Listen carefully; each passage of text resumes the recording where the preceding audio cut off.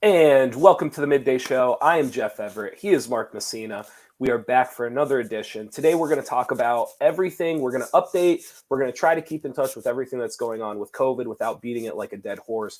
However, there's some new stuff out from the state. And then also a question I want to talk about kind of testing versus herd immunity and what that means for us moving forward. We're also going to talk about social media, and the monopoly might be ending without us even noticing it. Also, and we'll have some fun at the end, movie ratings in 2022. We've all tried to sneak into a movie when we were a kid we probably shouldn't have been at. What does a movie rating mean in 2022 with the internet, with kids now? They're smarter. They've seen things before. What does it even mean for a movie rating, especially the new Batman movie coming out? Before we get to all of that today, Mark, how are you feeling? I'm good. Well, I'll tell you, I have lots of comments on that simple question. Number one, I've noticed it's hoodie day on NorthcentralPa.com. That is one with everything going on in the world and COVID. I feel like hoodie sales have spiked. I read a meme. I don't remember if it was exactly me, but I read a post that said, because as an adult, you're always like telling your kid to put a coat on. Sure. And they say, my hoodie is my coat. We're like, no, it's not. But to that, there's that age group where this is the warmest coat they're going to put on. Absolutely, without a doubt. My other thought was, why is it a dead horse? Why are we is it different to beat a dead dog or a dead mule or I don't know. Why is it beating a dead horse? So I thought it was beating a dead horse because on the farm or in racing, you whip the horse. So I thought the idea, this is what I thought. Okay, I thought that makes sense. Yes, but I've also heard it in this context too, and I don't know how true this is. If anyone knows, please comment. I've heard it in response to if you're the last horse, like if you're in last place and you're the jockey and you're just whipping the horse, you're beating a dead horse. Like the horse can't win the race, so you might as well stop hitting it. Yes. That makes sense. That's my understanding of where it comes from. Yeah, and I don't know if you've ever around horse racing people. When I was in Baltimore, that's where the Preakness is, and there are some people that know horse racing, and one of the aspects of the good jockeys are to know the day when your horse doesn't have it, and they just pull them back, and that's why you'll see horses a lot of times that were a favorite or a second favorite or whatever that run ninth, because once the guy knows there's no money in running fifth. So once you can't finish in the money, you just pull it back and save your horse for the next one. So anyway, that makes sense. The beating the horse that's in last place, that makes sense. Yeah, that's where I think it comes from. Let's real quick. I'm going to update you on some COVID updates. Tom Wolf, governor of Pennsylvania, he has come out and said that vaccine is the strategy to fight COVID-19, not shutdowns. Obviously, with cases up and everything going on in the world right now, I'm sure there were people in the state of Pennsylvania that were worried about reverting back to the original shutdowns. And Wolf has come out and basically nipped that in the butt for now, has said that vaccine is the strategy to try to stay open. Also, the health department came out and they have made the statement that they believe February will be the peak for hospitalizations. What they've noticed in some of their studies and looking at the charts, when cases spike, there's usually a 2-week lag from the cases spiking to the hospitalizations spiking. So they're actually saying that right now for hospitalizations, they're more worried about February than right now. So locally, that's what's going on in the state of Pennsylvania. Another thing nationally, Biden has also said in the federal government, they're going to be sending more COVID tests to schools to try and keep them open. I believe, I don't have the exact number for this. However, I do believe with the COVID-19 relief bill or relief law, that moves schools into the number one, I hate to say beneficiary, like not everyone would benefit from it, but I believe that makes schools the number one beneficiary when it comes to testing funds, when you look at where it all could have went to. Well, just go for it. Oh, I was just going to say, here's my latest brainstorm on this. And this just kind of hit me today. This is the revert back to normal of the cold and flu season comes and lots of people get it. Like this one is different. We had the Spanish flu 100 years ago. Then we had COVID-19, which was so freaking deadly. And, I know when people were saying like, well, the flu happens every year and every year people die from the flu. And I remember saying to people, do you know anyone that ever got on a ventilator because of the normal flu? And they're like, well, no, not really. This COVID now Omicron is very much like a normal flu. Like everybody's getting it. Everybody feels a little sick, like typical. And so I almost wonder, are we, because we've attached COVID to it, are we overblowing? If this variant had come through in 2017 before COVID-19, the deadly one came through, would we even think anything of this? Or would it just be like, oh my gosh, everybody's getting it. It's going around. Everybody's getting it. And, I think I know there's an aspect to it that's more dangerous than the normal flu. And I know the elderly and those who are have underlying health conditions are still in danger.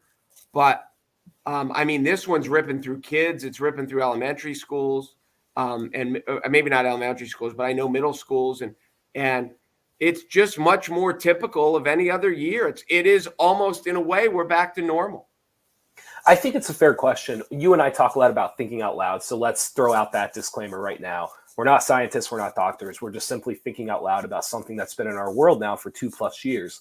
I agree with you. I do wonder how seriously we would have taken this variant if it was the first one. I pose this question to you. When you look at what's happening around our schools, around society, how much more we're trying to keep things open, I do wonder, there is a very confounding conflict between testing and herd immunity. And the way that I proposed it to you was, I understand testing. I'll use myself as an example. I have been using rapid tests before I go to see my mother, who is immunocompromised. So I have been relying on those to kind of help me out and feel better about going to see her when I do. However, there is this idea of, if you are testing consistently, or if you are polling people from work, from schools, whatever it may be, when they test positive, in a weird way that kind of pulls us further away from herd immunity, which you and I have talked about. When you look at a lot of what the CDC, the WHO, the federal government's doing right now, I truly believe that they are viewing this as the opportunity for herd immunity. And, I'm not trying to be conspiracy theorists where like they want everyone to get sick. However, there is this idea of like, this is the opportune moment. The variant doesn't get to your lungs as much. It's more like a cold. It's more like a flu, especially if you're vaccinated, which we already know X amount of people are. So I do wonder, in the world that we live in, it's very confounding that we are protest.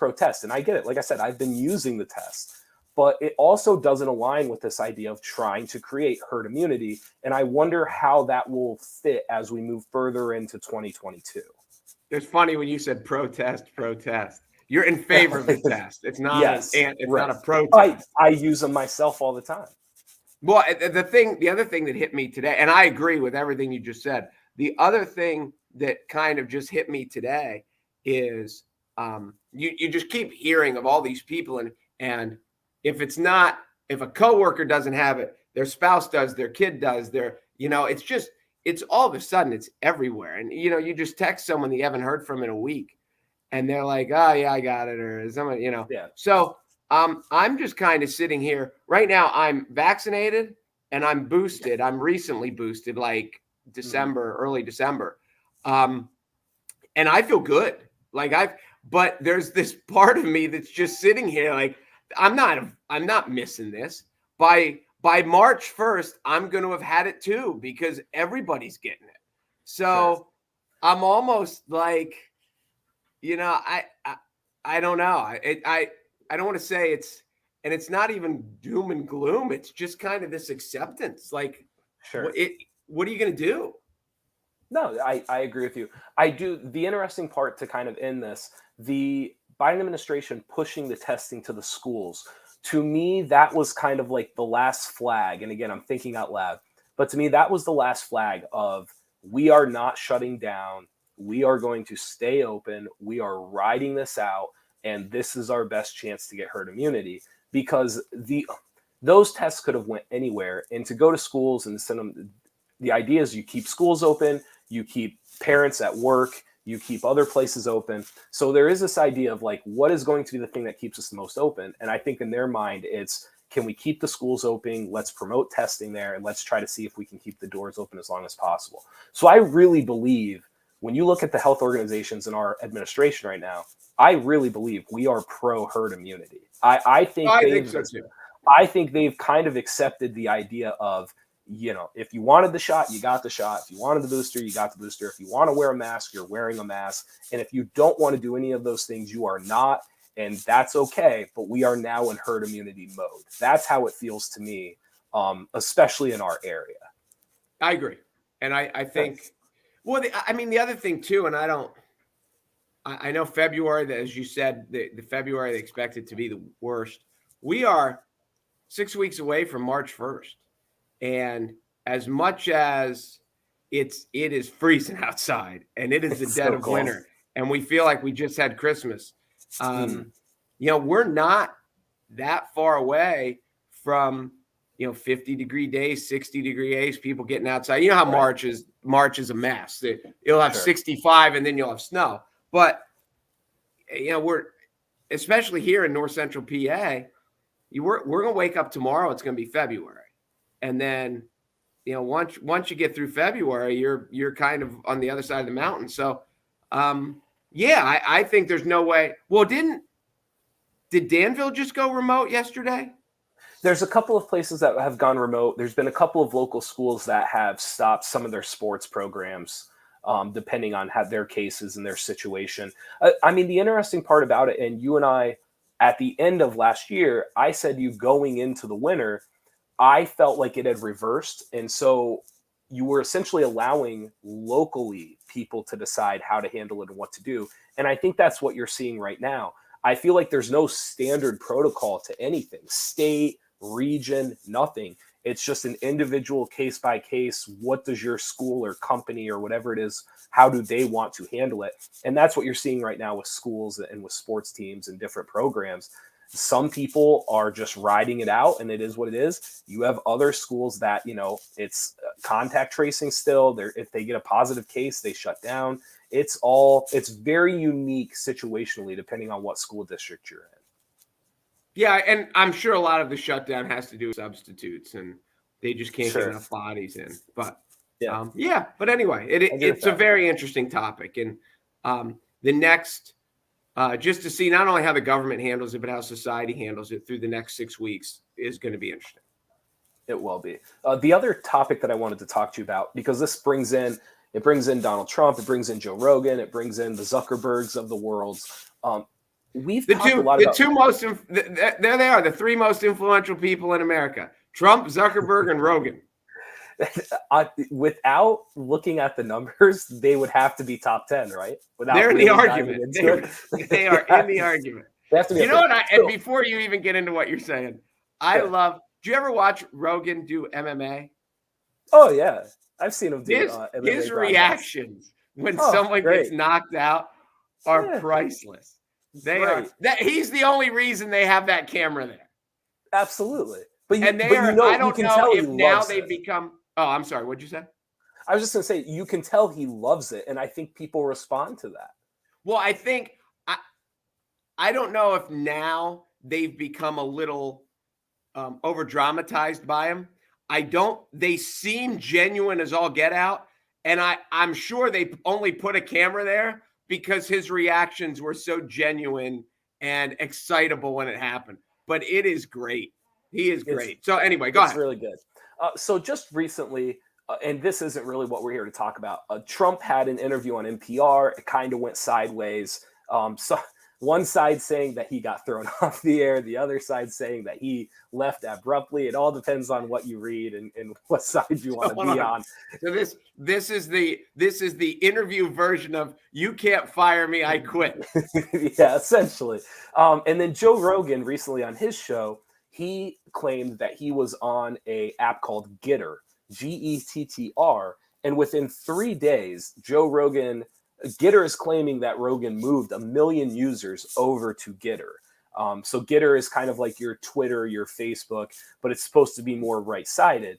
Now, since then, Rogan has doubled back and said that he believes the whole app is a fugazi, for anybody who's seen Wolf of Wall Street. He thinks that it's a fake. It's not really real. It's not what people are hoping for.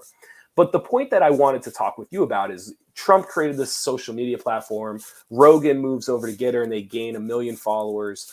I started to ask myself, with all the talk about regulation and what to do with Instagram and what to do with Facebook, in a weird way, I feel like the monopoly is ending naturally, almost segmenting itself down because of people wanting to find their niche or their group, their following, their calling.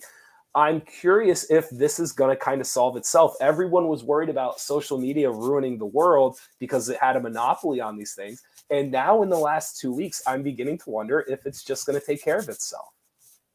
Well, I mean, the big ones will still always be there, and there will be, obviously competing branches here and there. My two thoughts from your little monologue are, number one, is there any way, when you said for people who have seen Wolf of Wall Street, is there any way we can ban all of our viewers who have not seen Wolf of Wall Street? Because I don't think I want to be associated with these people. Secondly, fair enough.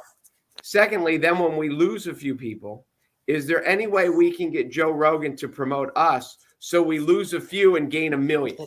1 million. It's a great point. Have you ever watched or listened to Joe Rogan's podcast? Have you seen any of it? This is the truth. I have, because my son brings it to me, because my son learned of Joe Rogan through MMA and then became a fan that way. Okay. And so every now and then he'll be like, here, look who Joe had on today. And then, so I see it. This is the funny part about Joe Rogan's podcast. Anybody who watched it from the beginning, because I would watch depending on who the guest was, because he does a lot of nature stuff, he brings on a lot of historians, people that just don't get a 2.5 hour platform to discuss their niche or what they're interested in. And so I loved those shows, and no one ever took them as gospel. No one ever took them as the news or as this historical piece of evidence to be enshrined.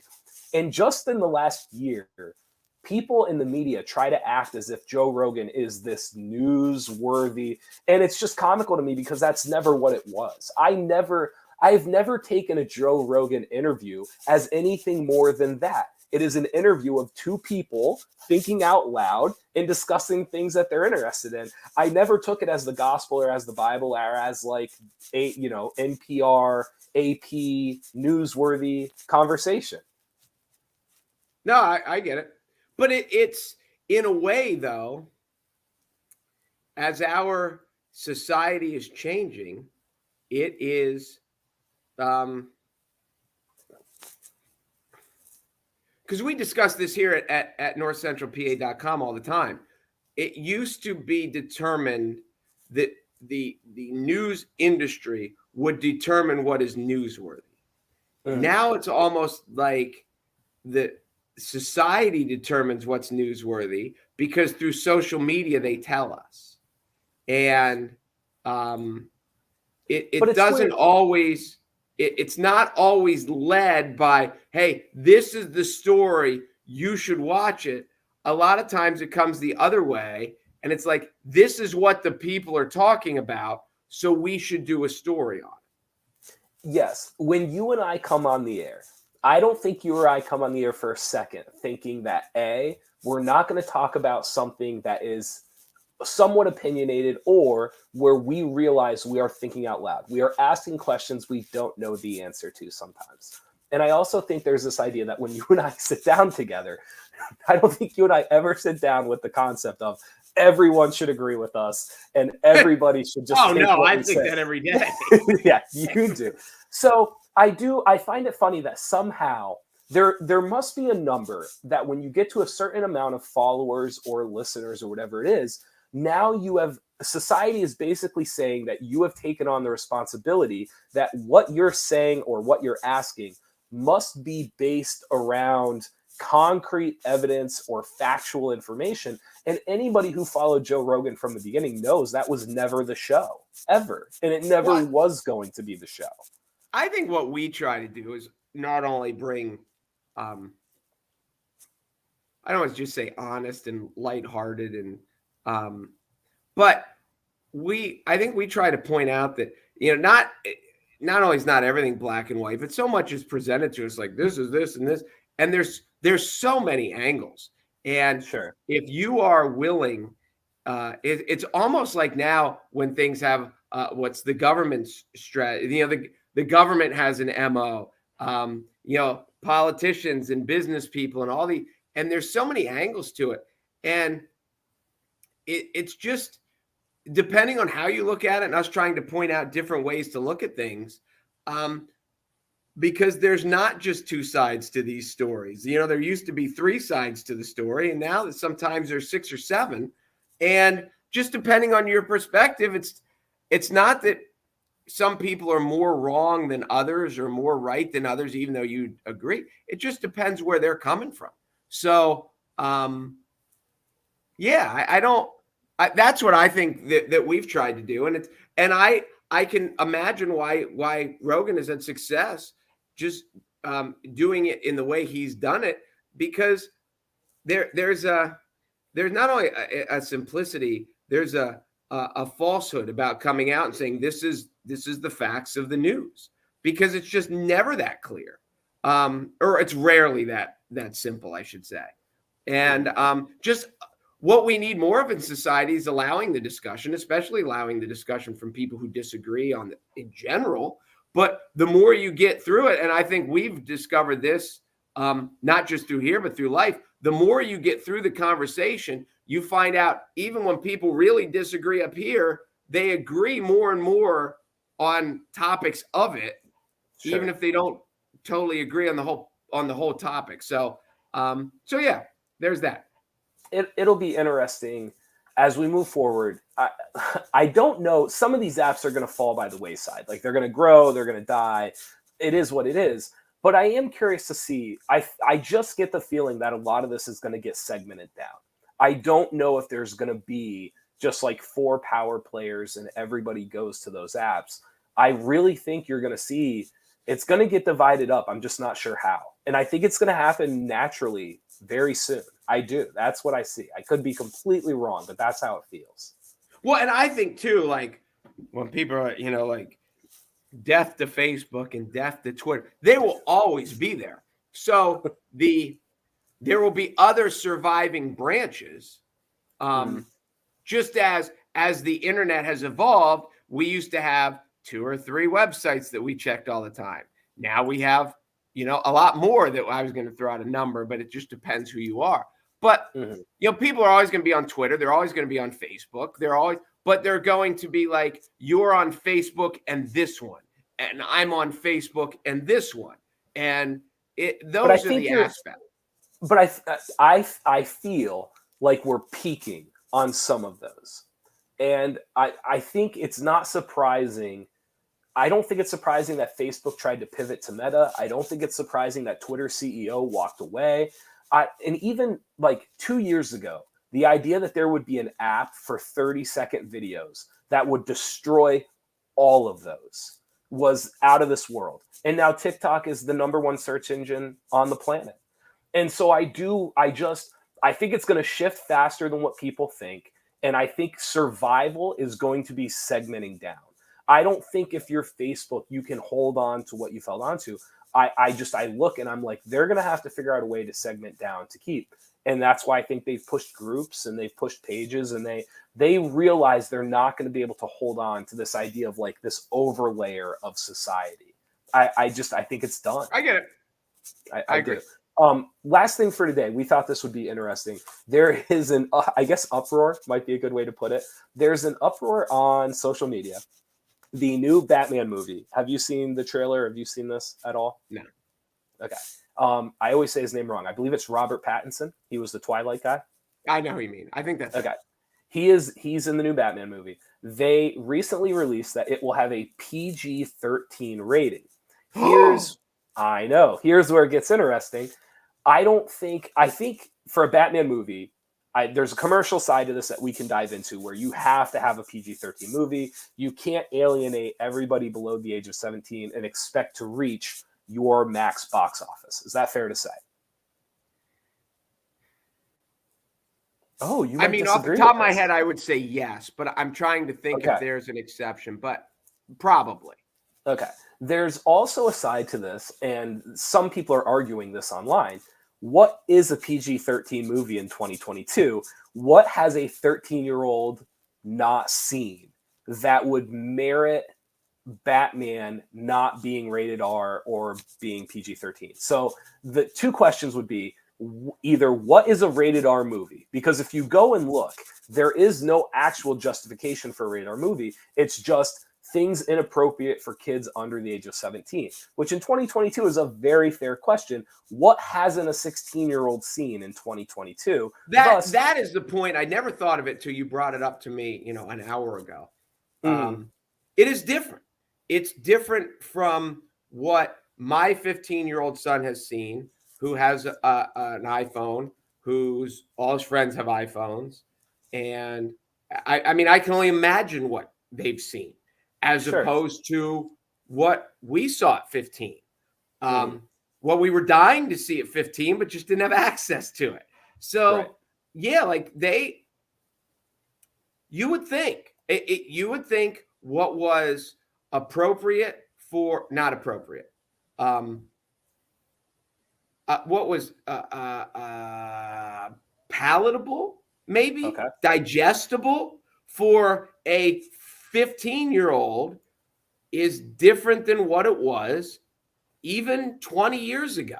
That is a very, very fair point. The other thing, not before I don't want to forget this, there is a movie out because as you talk about, when you look up how are they rated, there's just a committee and they Mhm, send it and they stamp it and there's no checks and like number of uses of profanity. Now, I don't think because I think it's called This Film Is Not Yet Rated. And mhm. it's kind of like a documentary and it talks about this process because before like these would come back and it would be a movie that they thought was R that then went NC-17 and then they thought it was PG-13 and it went R and all these things and there's no like court of appeals, there's nobody explaining their verdict. So Right. it's called This Film Is Not Yet Rated and it has so much of an effect on our society of movies and films have been such a big part of it. And then it could be a husband and wife for all we know. That's like, yeah, that one's R. So it's funny because with these streaming services, when I scan through Netflix, I never see the rating. I know it's there. It's up if you like click on it and you go in, it's up in the left-hand corner and you can see it. But technically for Netflix and these streaming services, what is the rating? Because once people click and subscribe to Netflix, who picks up the remote, whether I'm 13 or whether I'm Right. 33 or 60? So I do wonder if we're getting into this mode of I don't even know if ratings are going to matter. Are they? Like with streaming services? No, and the question that comes to um, society, and it's interesting. I had this explained to me back in school one day when you think about it. Like in the birth of America, there were two really different sections. There were Mm, the Puritanisms of like this is how like, and then there were the rebels of like we're leaving the church where they sent the people they didn't want, and it was this very we're fighting for our independence. So there were two mm, very different factions of this, and and growing up, I've seen it more than I don't know, maybe if you were old enough to appreciate it when it happened. But if marijuana became legalized, we were all going to hell in a handbasket. And if gambling became sure. commonplace, like, oh my God, the world was going to come to an end. And these things have happened. You watch an NFL game and every third commercial is about a Right. gambling website. And society seems to be just spinning right along like it always did. So yeah, I don't want to say, if 10 years from now, if there is no movie rating system, is society going to be worse? I don't I It's a good don't think. question. I remember, I think I was 11 or 12, and my dad took me to see The Waterboy because it was PG-13. And Okay. I remember leaving, and I didn't ask him this, but in my head I was thinking there was nothing in that movie that I had not already seen. And so I didn't really understand the big to do with like having it be PG-13 and having to have a parent to go see it and all. So I don't, and I mean that was 20 years ago. So I don't know. I don't know what ratings do anymore. I don't. Well, and I get the sexual aspect of it. From a language standpoint, my son is 15 years old. He plays football, he plays basketball, he plays baseball. He's been in varsity locker rooms. Like, I can't believe there's anything that he's going to hear on in a Batman. movie that he had in yes, that he hasn't heard in the locker room, that he hasn't heard on YouTube, that he hasn't heard. So I don't know. I don't Yeah. know. And it It'll seems be like, interesting. I mean, you're around kids. Are they any worse than they were 10 years ago? I don't think so. I don't think so either. I've told you before, I kind of like this 14 to like 16, 17 generation. I kind of like them like a lot. It's a little bit different than it was before. They get stuff, and they're a little more respectful than previous groups, but they're a little more into it, and they know how to do things. Like I really like this group coming through. Don't you also think I think it has a lot to do with the fact of how adults are treating them, because they do know how to fix stuff. They understand how technology works. It has been, not only has it been jammed down our throat, like I always joke that this generation is smarter than we were. Not only are they not stupid, there's a lot of ways they're smarter than us. Well, they certainly, what I've noticed, and I wonder if you notice this with Jimmy, I've noticed that this group, they not only do they feel like more of a member of the family or of the team or whatever they're doing, they feel more like a member, but they also understand the values or what comes with being a member. So, for example, I could see a parent asking a 14-year-old to fix something because they don't know how to fix it. But on the flip side, now that I'm a valued member of that group, I understand that like I have to know how to take a joke. I have to know that like there's responsibilities that come with it. They're just very different. 14, 15, 16-year-olds right now, from my experience, they get things that most of us didn't really get until we were like in our like 23, 24, 25. And I'm not saying they don't have more, like they still have room to grow. Certainly there's a maturity aspect. I'm not saying they're perfect, but they definitely have an aspect of that groups before them did not have. You just brought something up, and I never thought of it before, but because of social media and because of what they see on social media,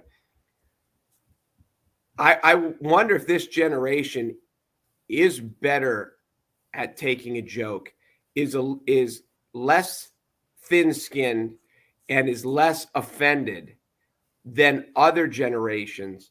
And because like the kids that I've coached, kind of like, you have to take a joke because I'm going to beat it on you. Like I'm making fun of people. I'm like, you're not going to make it.